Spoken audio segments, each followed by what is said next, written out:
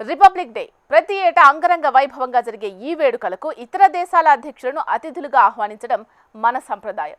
ఆ సంప్రదాయం వెనుక రాజకీయ తంత్రాలు, మన శత్రువులకు షాక్ ఇచ్చే మాస్టర్ స్ట్రాటజీలు కూడా ఉంటాయి. వచ్చే ఏడాది జరిగే గణతంత్ర వేడుకల విషయంలో కూడా మోడీ సర్కార్ అలాంటి లెక్కలే వేసింది. మొదట అమెరికా అధ్యక్షుని అతిథిగా ఆహ్వానించింది. కానీ కొన్ని కారణాల వల్ల రాలేకపోతున్నట్టు బైడెన్ ప్రకటించడంతో ఫ్రాన్స్ అధ్యక్షుణ్ణి వెల్కమ్ చేసింది. అందుకు ఫ్రెంచ్ ప్రెసిడెంట్ కూడా సుముఖంగా ఉన్నట్లు తెలుస్తోంది. నిజానికి జూలైలో జరిగిన ఫ్రాన్స్ బాస్టిల్ డే వేడుకలకు ముఖ్య అతిథిగా హాజరైంది ప్రధాని మోడీనే. దీంతో ఈ ఆహ్వానం భారత్కు ప్రత్యేకం కాబోతోంది అనే చర్చ జరుగుతోంది. ఇంతకు రిపబ్లిక్ డే వేడుకలకు బైడెన్ స్థానంలో ఫ్రాన్స్ ప్రెసిడెంట్ను ఎందుకు ఆహ్వానించినట్లు, మాక్రాన్కు ఇన్విటేషన్ పంపి అగ్రరాజ్యానికి ఇచ్చిన సందేశం ఏంటి? గణతంత్ర దినోత్సవ వేడుకలకు అతిథిగా ఫ్రెంచ్ ప్రెసిడెంట్ భారత్ మాక్రాన్ని అతిథిగా ఎందుకు ఆహ్వానించినట్టు, ఇండియా ఫ్రాన్స్ మధ్య దోస్తీతో ఎవరికి కలిసి వస్తుంది? వచ్చే ఏడాది రిపబ్లిక్ డే వేడుకలకు అమెరికా అధ్యక్షుడు బైడెన్ కి ఆహ్వానం పంపింది భారత్. తద్వారా అమెరికా భారత్ సంబంధాలను మరింత బలోపేతం చేయాలని ప్లాన్ చేసింది. అయితే కొన్ని కారణాల వల్ల ఆయన హాజరు కాలేకపోతున్నట్టు తెలిపారు. దీంతో ఆ స్థానంలో భారత్ ఎవరిని అతిథిగా ఆహ్వానిస్తుందనే ప్రశ్న ఉదయించింది. ఆ ప్రశ్నకు సమాధానంగా మోడీ సర్కార్ ఫ్రాన్స్ అధ్యక్షుడిని వెల్కమ్ చేసింది. అనుకున్న ప్రకారం జరిగితే మాక్రాన్ వచ్చే జనవరి 26న భారత్ కి వస్తారు. ఇప్పటి వరకు 5 ఫ్రెంచ్ నేతలు రిపబ్లిక్ డే వేడుకలకు హాజరయ్యారు. మాక్రాన్ వస్తే ఈ వేడుకలకు హాజరైన 6వ ఫ్రాన్స్ అధ్యక్షుడిగా నిలుస్తారు. మాక్రాన్ కంటే ముందు 1976, 1998లో గణతంత్ర దినోత్సవ వేడుకలకు అప్పటి ఫ్రాన్స్ ప్రధాని జాక్వెస్ చిరాక్ ముఖ్య అతిథిగా వచ్చారు. 1980లో అప్పటి ఫ్రాన్స్ అధ్యక్షుడు వాలరీ గిస్కార్డ్, 2008లో నికోలస్ సర్కోజీ, 2016లో ఫ్రాంకోయిస్ హోలాండే హాజరయ్యారు. మరోవైపు ఫ్రాన్స్ కూడా తమ దేశ బాస్టిల్ డే వేడుకలకు భారత నాయకులను ఆహ్వానిస్తూ వస్తోంది. ఈ ఏడాది మొదట్లో జరిగిన ఫ్రాన్స్ బాస్టిల్ డే వేడుకలకు ప్రధాని మోడీ హాజరయ్యారు. నిజానికి వచ్చే ఏడాది భారత అధ్యక్షతన క్వాడ్ సమావేశం జరగబోతోంది. దానికంటే ముందే అమెరికా అధ్యక్షుడిని రిపబ్లిక్ డే వేడుకలకు ఆహ్వానించి పక్కలో బల్లెంలా తయారైన డ్రాగన్ కు గట్టి సందేశం పంపించాలని మోడీ సర్కారు ప్లాన్ చేసింది. కానీ అమెరికా అధ్యక్షుడు రాలేకపోతున్నట్టు తెలిపారు. దీంతో ఆ స్థానంలో మాక్రాన్ ను వెల్కమ్ చేసింది మోడీ సర్కార్. మన దేశానికి స్వాతంత్ర్యం వచ్చిన తర్వాత 4 దశాబ్దాల వరకు యూరోప్ లో మనకు అత్యంత సన్నిహిత భాగస్వామిగా బ్రిటన్ కొనసాగేది. కానీ గత 3 దశాబ్దాల్లో ఆ స్థానంలోకి ఫ్రాన్స్ వచ్చింది. 2 దేశాల మధ్య సంబంధాలు బలపడటమే దీనికి కారణం. 1998లో కుదుర్చుకున్న వ్యూహాత్మక భాగస్వామ్య ఒప్పందం భారత్ ఫ్రాన్స్ సంబంధాలను మరో మెట్టుపైకి తీసుకువెళ్లింది. గత 25 ఏళ్లుగా 2 దేశాల బంధాలకు ఈ ఒప్పందం దిక్సూచిలా మారింది. ఈ ఒప్పందం తర్వాత 1998లోనే రాజస్థాన్లోని పోఖ్రాన్లో భారత్ అణ్వస్త్రాలు పరీక్షించింది. వెంటనే దాదాపు అన్ని పశ్చిమ దేశాలు భారత్ పై ఆంక్షలు విధించాయి. కానీ ఆ దేశాల జాబితాలో ఫ్రాన్స్ లేదు. అంతేకాదు ఆ ఆంక్షల ప్రభావం నుంచి భారత్ బయటకొచ్చేందుకు కూడా ఫ్రాన్స్ మద్దతునిచ్చింది. ఆ తర్వాత కూడా భారత్ కు కొన్ని రకాల ఆయుధాలను విక్రయించకుండా కొన్ని దేశాలు ఆంక్షలు విధించాయి. అప్పుడు కూడా భారత్ కు ఫ్రాన్స్ మద్దతుగా నిలిచింది.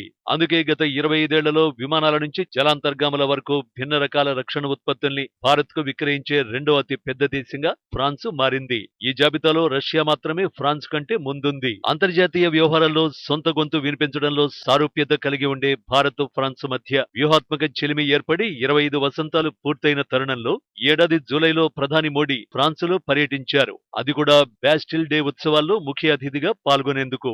ఆ సందర్భంగా నేవీ అవసరాల కోసం 26 రాఫెల్ జెట్ ఫైటర్లు, 3 స్కార్పియన్ రకం జలాంతర్గాముల కొనుగోలుకు సంబంధించిన ఒప్పందాలపై సంతకాలు అయ్యాయి. రక్షణ రంగంలో సహకరిస్తున్న ఫ్రాన్స్ ఈ ఒప్పందాలతో రష్యా తర్వాత మనకు ఆయుధాలు విక్రయించే రెండో అతి పెద్ద సరఫరాదారుగా మారింది. ఇప్పటికే మనం ఫ్రాన్స్ నుంచి 36 రాఫెల్ జెట్ విమానాలు, 6 స్కార్పియన్ రకం జలాంతర్గాములు కొనుగోలు చేశాం. నిజానికి ఇరు దేశాల మధ్య సాన్నిహిత్యం ఈనాటిది కాదు. 1916లో మొదటి ప్రపంచ యుద్ధ కాలంలో ఫ్రాన్స్ ను చేజిక్కించుకునేందుకు నాటి జర్మనీ చేసిన ప్రయత్నాలను డన్కిర్క్ నగరంలో వమ్ము చేసింది మన దేశానికి చెందిన పంజాబ్ రెజిమెంట్ జవాన్లే.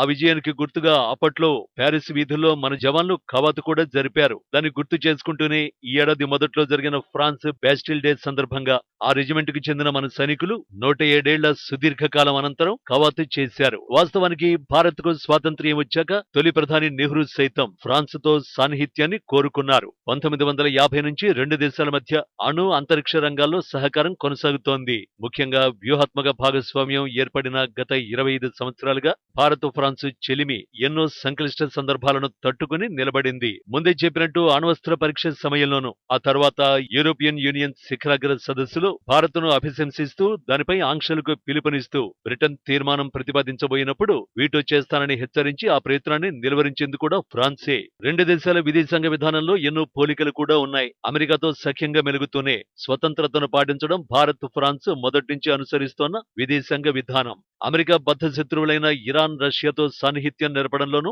ఇద్దరిది ఒకే ఆలోచన. ఏకధ్రువ ప్రపంచం ఏర్పడాలని, అది కూడా తన నాయకత్వంలోనే ఉండాలని తహతహలాడే అమెరికా వైఖరికి భిన్నంగా ఏ ఒక్కరి ఆధిపత్యమో ఉండడం చేటు తెస్తుందని భావించడంలో కూడా భారత్ ఫ్రాన్స్ మధ్య పోలిక ఉంది.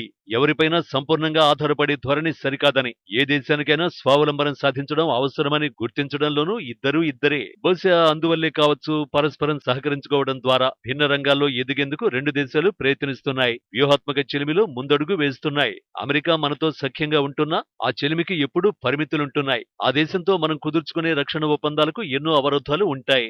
అక్కడి కాంగ్రెస్ వాటిని ఆమోదించాలి. రక్షణ పరికరాలకు సంబంధించి అమల్లో ఉండే ఎగుమతుల నియంత్రణ వ్యవస్థల్ని దాటాలి. ఈ క్రమంలో ఎక్కడైనా ఆగిపోవచ్చు, లేదా జాప్యం చోటు చేసుకోవచ్చు. కొన్ని సందర్భాల్లో రక్షణ కొనుగోళ్లకు అంగీకరించిన సాంకేతికత బదిలీ సాధ్యపడదు. ఉదాహరణకు మన తేజస్ కు GEF 414 ఇంజిన్ అమర్చేందుకు అమెరికాతో ఒప్పందం కుదిరింది. దాని సాంకేతికత బదిలీకి మాత్రం చాలా ఇబ్బందులు పెట్టింది. ఫ్రాన్స్ తో ఈ పేచీ లేదు. దానితో కుదుర్చుకునే ఒప్పందాలకు అవాంతరాలు ఉండవు, సాంకేతికత బదిలీకి అభ్యంతరాలు ఉండవు. GEF 414 ఇంజిన్ మాదిరే పనిచేసే ఫ్రాన్సిస్ సాఫ్రాన్ ఇంజిన్ ను ఇక్కడే ఉత్పత్తి చేయడానికి ఆ దేశం అంగీకరించింది. సాంకేతికత బదిలీ చేయడం వల్ల కేవలం రక్షణ ఉత్పత్తులు విక్రయించే దేశమే కాక కొనుగోలు చేస్తున్న దేశం కూడా లబ్ధి పొందడానికి ఛాన్స్ ఉంటుంది. అలాగని విభేదాలు లేకపోలేదు. ఉక్రెయిన్ రష్యా యుద్ధంలో ఫ్రాన్స్ ఉక్రెయిన్ కు గట్టి మద్దతుదారుగా నిలబడింది. ఆయుధాలు సరఫరా చేస్తోంది. మన దేశం మాత్రం యుద్ధం ఆపాలని రష్యాను కోరడం మినహా అమెరికా, EU దేశాల తరహాలో రష్యా వైఖరిని ఖండించడం లేదు. అలాగే చైనా విషయంలోనూ ఫ్రాన్స్ అధ్యక్షుడు ఇమాన్యుయల్ మ్యాక్రాన్ భిన్న వైఖరితో ఉన్నారు. విభేదించుకునే అంశాల్లో అవతలి పక్షం అవగాహన తెలుసుకోవడం, వారిని ఒప్పించే ప్రయత్నం చేయడంలోనే దౌత్య నైపుణ్యం వెల్లడవుతుంది. చిరకాల మిత్రదేశమైన ఫ్రాన్స్ లో మోడీ పర్యటన తర్వాత ఆ దేశం మనకు మరింత దగ్గరయ్యే ప్రయత్నాలు చేస్తోంది. ఇలాంటి సమయంలో భారత్ సైతం ప్రతిష్టాత్మక రిపబ్లిక్ డే వేడుకలకు ముఖ్య అతిథిగా ఆ దేశ అధ్యక్షుడిని ఆహ్వానించడంతో ఆ సంబంధాలు మరింత బలంగా మారే అవకాశాలు ఉన్నాయి. ఇదే సమయంలో అవసరానికి స్నేహం చేసి అమెరికాకు సరైన సమాధానం చెప్పినట్టు అవుతుంది.